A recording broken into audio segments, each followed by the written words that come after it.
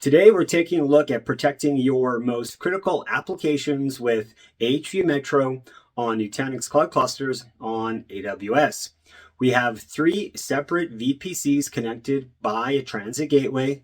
Each VPC is in a different availability zone. We have one for our primary cluster, our secondary cluster, and we also have a single node cluster running a witness. That witness could also be in a totally different site, maybe even on-prem. Well, I hope you brought a drink and some popcorn. We're in for a long one. Here's our reference architecture for NC2 on AWS using AHV Metro. We have 3 different availability zones within the same region. We have unique VPCs for each one. We are not using a stretched layer 2. We're having the same flow virtual networking VPC and subnet for whatever you want to use the syncdr on. Now we do have a witness in our third region our third availability zone, where this witness is configured and added to both of the Prism Centrals in AZA and AZB. Now, what you don't see on the diagram is that we're using Nutanix Cloud Management, both intelligent operations to run our playbook for automation, and we're also using self-service to store the script so that it's going to be configured to run with the playbook at the event of a triggered failover alert. And so I think you'll see that it's quite powerful, and you'll probably also be able to maybe get more ideas on how you could use that to configure other components within your environment. So once the witness is configured, all of these VPCs will be attached to a transit gateway. Typically in just a one cluster environment in a hybrid and connecting back to a private data center, you'd be putting a static route to whatever your active flow virtual networking user subnet that you want to advertise to the rest of the world. So we'll see that as we walk through the demo. And just a call out for the bare metal node. So beyond changing the security group, the user management security group for AHV, the CVM, there is additional command that you do have to run on the CVMs for opening up firewall ports. That it's part of the normal AHV Metro documentation, but just in case you want to go do that yourself. And so we have the exact same flow virtual networking VPC setup, and as long as everything's identical, it's active passive for the subnet, but you could have active with different subnets on either part of your environment, and that will be fine. And then once you decide what user subnet you want to advertise to the rest of the world, you do that in Prism Central by adding an external routable prefix to your VPC. When that's configured, it will automatically add an ENI to one of the hosts in your environment, giving north and southbound access. It is the termination point for that traffic. There's nothing really to configure here. It'll happen automatically. And then once the route from the transit gateway directs it to the VPC, it'll be able to send all the traffic to that ENI. So now in a failover scenario, we have blocked traffic to the witness going to AZA, same with Prism Central and our cluster. At that moment, it's going to trigger alert after the timeout value for the witness, which in our demo is set for 30 seconds. The alert will get triggered, and then the failover will be kicked off. The failover is kicked off through that playbook, which is going to execute the script in self-service. And it's in self-service because of the entering in variables that can be masked. So, you don't have any security concerns with plain text passwords being in your environment. And so the VMs will come up on the secondary cluster.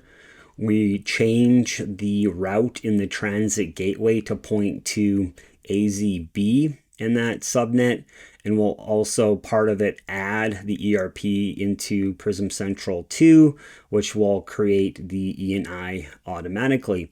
At that point, you're failed over. All traffic that gets to the transit gateway is going to be able to get to those virtual machines that failed over.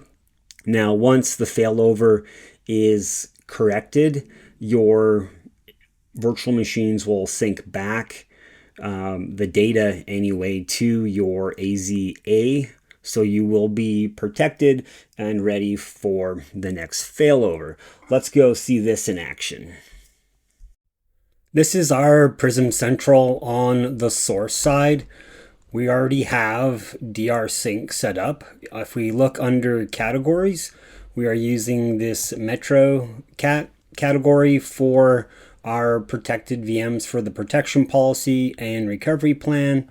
So here are 8 VMs that are going to be synced over to our destination, which is in the AZB. This cluster is in AZA. So if we take a look at the networking, go to virtual private clouds. So we have our user VPC, PC1-VPC, and underneath it, we have the subnet where those VMs are sitting on, 1060.0.0/24. We have this same exact setup in our second cluster. And if we go into the transit VPC, we will see that we have a ERP, an external routable prefix, already set up. When we set this address space, it's going to advertise that out to the rest of the world by creating an ENI on one of the hosts in the Flow virtual network. And so then all traffic can flow in and out through that ENI. Part of the setup, there is a static route in the transit gateway pointing to this VPC, which then traffic will route for on-prem traffic.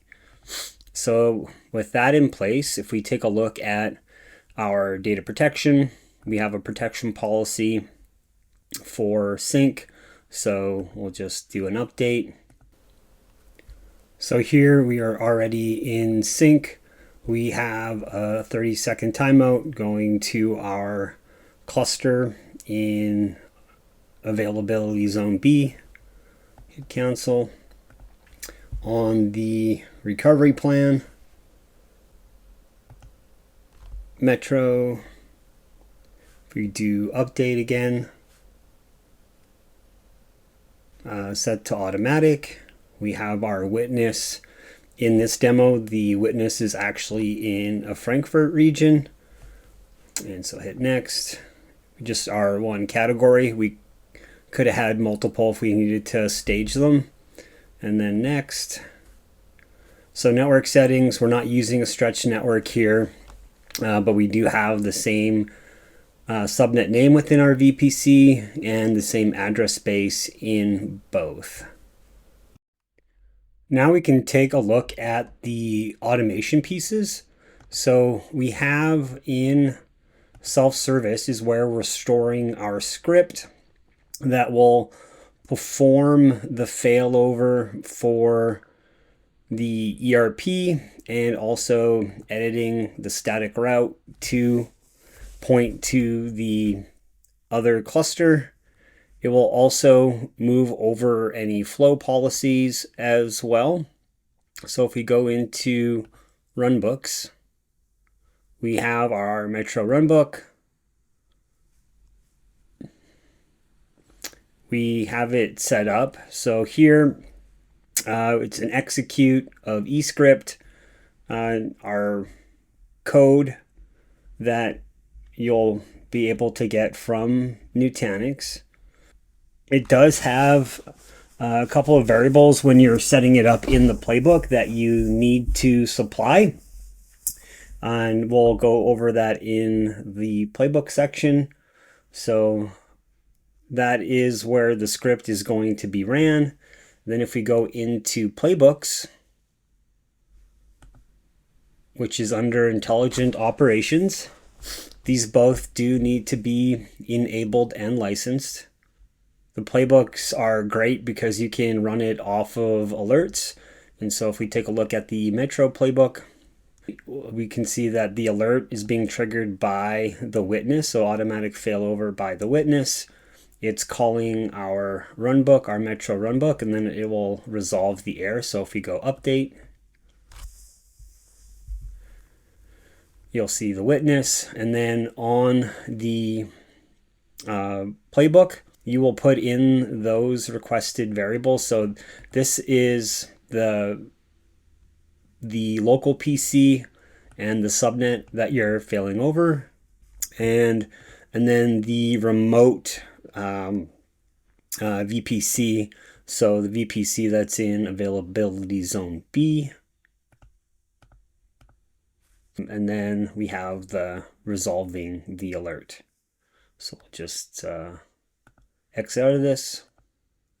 It's currently enabled.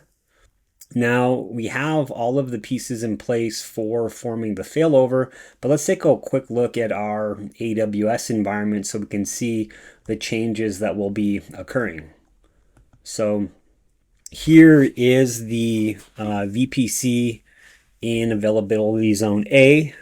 We have our FEN network where those ENIs are going to be attached. If we take a look at the private route table, we'll see that since we already have the ERP in place, so as soon as you set that in Prism Central, it will add this ENI for routing. Now, this is our local VPC CIDR range, and we have our other cluster attached already to the transit gateway. So this is the one in availability zone B, and then our witness is connected as well to the transit gateway, peering it to Frankfurt. This could have been in AZC as well. As long as you're under the 200 milliseconds for the witness, you're going to be okay, and obviously not in the same AZ where the clusters are at. Now, if we go to the transit gateway,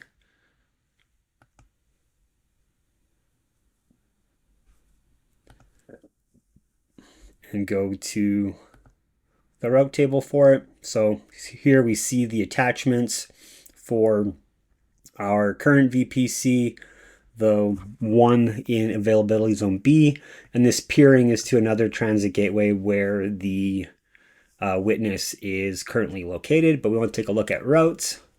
And so here in a normal setup without Metro, you would come in and set this static address to where that ENI is located. So in VPC 293, it's currently associated there.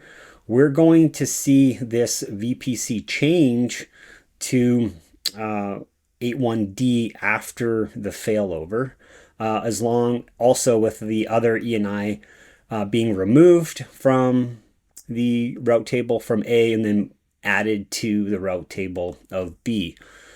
If we take a look at the cluster that is on AZB, we will see that the ENI is not present there.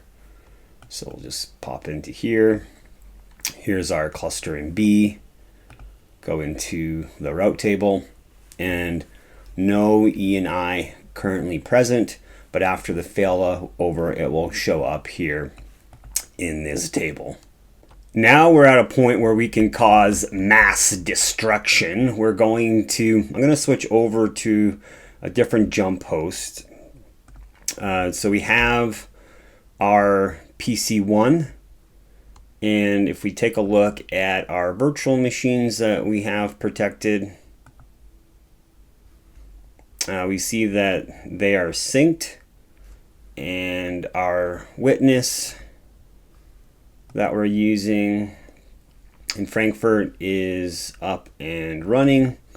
So now we just have to fail over or prevent the connections. So here on our Prism Central on site 2, we will stop any connections from site 1. And we'll do the same for our witness, blocking any traffic to site 1. And we will do the same for our cluster running on site 2. So our timeout is set for 30 seconds. So we can minimize these. So we'll go back to the second PC. We see that we have the playbook has triggered, and so we'll start seeing that in action. We can already see that the updates to our transit VPC and changing of the ERP have already been done. So if we take a look at our virtual private cloud network, so our user VPC, and we do an update, the external ball routable prefix has changed. So now it's going to advertise our user subnet on this side on site 2. We have VMs are already starting to come up on this side. If we take a look at our transit gateway, we can go into, so here are 2 VPCs. So 1D is the second site. So if we go into here, go into our route table for the second site, which is in, once again, region or AZB, we see that the ENI has been attached, and then we just need to verify that the static entry is now pointing to that VPC. So transit gateway, route tables, routes, and the static entry has been updated for 1D as well. Now it looks like we're over here already, and we're enabling the stretch to go back the other way. So once you fail over, you'll be re-protected on the other side due to the nature of the recovery plan. And since on this side you would have completed the exact same steps with your playbook, that you'll be ready to go to fail back automatically, obviously once that the other site is completely up. So playbooks, and so we have that here all ready to go, and we are in a great spot. We're protected, we're failed over, and if we take a look at the recovery plan,